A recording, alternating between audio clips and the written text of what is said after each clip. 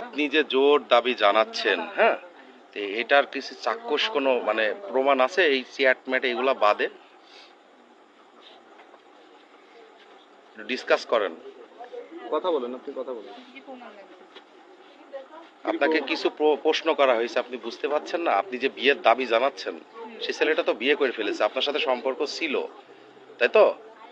কিন্তু আপনি কোন দাবিতে তাকে আবার আপনি বিয়ে করতে চাচ্ছেন? কিছু গোপনীয় কোনো ভিডিও আছে আপনার কাছে? কোনো প্রমাণ আছে কিনা? আপনারা কি কোনো হোটেলে গেছিলেন?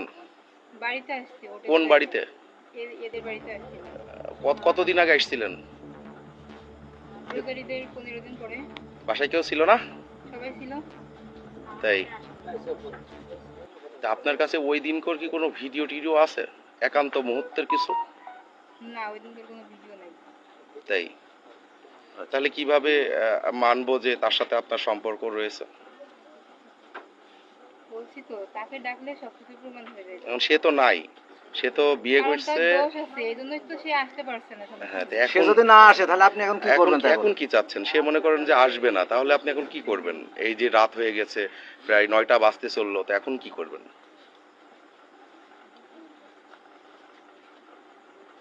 আপনি থাকবেন কোথায় এখন? এরা তো আপনাকে রাখবে না,